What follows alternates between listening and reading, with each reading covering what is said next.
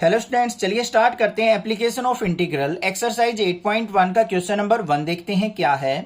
Find the area of the region bounded by the curve y square equal to x and the line x equal to 1 x equal to 4 and the x axis in the first quadrant. ध्यान से सुनो, question के अंदर क्या कहा है। Main जो है काम स्टेटमेंट को समझने का ही है। जिस बच्चे को स्टेटमेंट समझ में आ गई, इसकी कर्व बनानी आ गई, क्वेश्चंस के अंदर कुछ भी नहीं है, सारा काम यहीं पे है स्टेटमेंट के अंदर। तो थोड़ा सा ध्यान हमें स्टेटमेंट पे ही लगाना है। ध्यान से देखो क्या कहा है, area of region bounded by the curve y square equal to x। एक तो ये कर्व बनानी है हमें सबसे पहले, और कुछ भी नहीं करना। उसके लिए हमें क्या करना पड़ेगा, ये y एक्सिस हो गई, ये x एक्सिस हो गई, x और y axis. y square equal to x, ये कौन से पैराबोला की इक्वेशन है। अब पैराबोला की इक्वेशन आप सोच रहे होगे, सर हमने तो पढ़ा था y square equal to 4ax होता है। अब 4a की वैल्यू हमारी क्या हो सकती है, a की वैल्यू 1/4 हो तो y square equal to x ही तो हो गया हमारा पैराबोला। हमेशा वैसी ही फिक्स इक्वेशन नहीं मिलेगी आपको y square equal to 4ax की। ये 4a तो हमारा कांस्टेंट है एक तरीके से, तो y square equal to x की फॉर्म में है। अब ये x एक्सिस में बना हुआ पैराबोला और पॉजिटिव है, तो क्या हो जाएगा हमारा राइट वाला पैराबोला। ये हो गया हमारा राइट पैराबोला।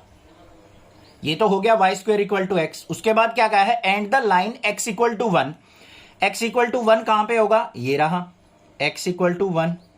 उसके बाद x इक्वल टू 4 कहा है, तो x इक्वल टू 4 यहां पे होगा कहीं। And the x axis of the first quadrant, और x एक्सिस कौन सी है, ये वाली। तो यहां पे इस लाइन को ड्रॉ कर लो, ये हो गई। और x इक्वल टू 4 पे भी लाइन ड्रॉ हो गई। और फर्स्ट क्वाड्रेंट कौन सा बच्चों, ये वाला क्वाड्रेंट।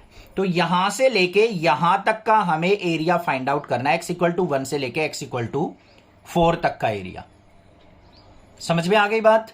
ये तो x एक्सिस हो गई, उसने साफ बोला है x एक्सिस पे x इक्वल टू 1 से लेके x इक्वल टू 4 के बीच का ये वाला एरिया आपको फाइंड आउट करना है बस।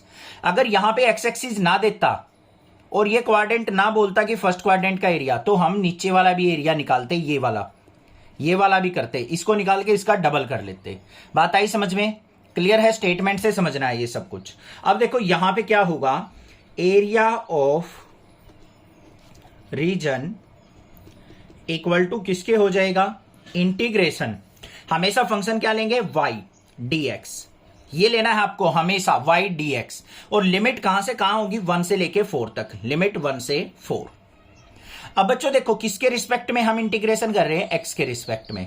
तो हमें y को भी किस में कन्वर्ट करना पड़ेगा, x में कन्वर्ट करना पड़ेगा। देखो y square equal to x दे रखा है हमें, तो y की वैल्यू अगर मैं यहां से निकालू तो स्क्वायर उस तरफ जाएगा, तो क्या हो गया अंडर रूट x। तो एरिया इज इक्वल टू किसके इक्वल आ जाएगा हमारा, इंटीग्रेशन 1 से 4, y की जगह क्या आ जाएगा, अंडर रूट x dx। समझ में आ गई बात, क्लियर है। अब आपके माइंड में ये चल रहा होगा, सर y dx क्यों लिया। देखो हमें जो कर्व दे रखी है y square equal to x दे रखी है, y की फॉर्म में इक्वेशन दे रखी है, तो हमें y फंक्शन ही लेना है, उसी का इंटीग्रेशन करना है हमें। वो तो हमें x के रिस्पेक्ट में करना है, लिमिट तो हमारी x की है ना, तो x के रिस्पेक्ट में करेंगे, तो इसलिए y को x की फॉर्म में कन्वर्ट कर लेंगे। ये कर लिया हमने। अब इसका इंटीग्रेशन कर लो। अंडर रूट x को हम क्या लिख सकते हैं, x की पावर 1/2 इंटीग्रेशन 1 से 4 dx। अब x की पावर 1/2 का इंटीग्रेशन क्या आ जाएगा, x की पावर 1/2 और प्लस में 1 कितना हो गया, 3/2 अपॉन में भी क्या आ जाएगा 3/2। और लिमिट कहां से कहां तक हमारी, 1 से लेके 4। तो क्या आ गया हमारा यहाँ पे ऊपर x की पावर 3/2, इसको ऊपर लेके जाएंगे तो 2/3, और लिमिट कहां से कहां तक, 1 से 4 तक। अब इसमें मेन बात आ गई लिमिट पुट करने की, बस कर लो पुट। 2/3 को बाहर ले लिया, यहां पे पहले 4 पुट किया, 4 की पावर क्या हो गई 3/2, फिर माइनस में 1 की पावर 3/2 हो गई। सिंप्लीफाई कर लो, 2/3, 4 को क्या लिख सकते हैं 2 का स्क्वायर, और इसकी पावर 3/2, और माइनस में 1 की पावर 3/2 क्या हो गया 1, 2 से 2 कट गया। 2 की पावर 3 कितना होता है बच्चों, 8। तो आंसर जो आएगा हमारा फाइनल क्या आएगा, 2/3 इंटू 8 माइनस 1। तो क्या आ गया 2/3 मल्टीप्लाई 7, और 7 2 जा 14/3 यूनिट स्क्वायर। एरिया निकालना है ना, तो यूनिट का स्क्वायर। ये हो गया हमारे पास आंसर। आ गया समझ में, क्लियर है। कोई दिक्कत नहीं होनी चाहिए। बाकी कुछ क्वेश्चंस और करेंगे, आपको अच्छे से क्लियर हो जाएगा। कोई दिक्कत नहीं होनी चाहिए। कोई भी प्रॉब्लम लगे आप मुझसे पूछिए, स्क्रीनशॉट शेयर करके मुझसे बता सकते हैं, मैं आपकी हेल्प जरूर करूंगा। आप भी चैनल को सपोर्ट कीजिए। Thank you students for watching next classes video.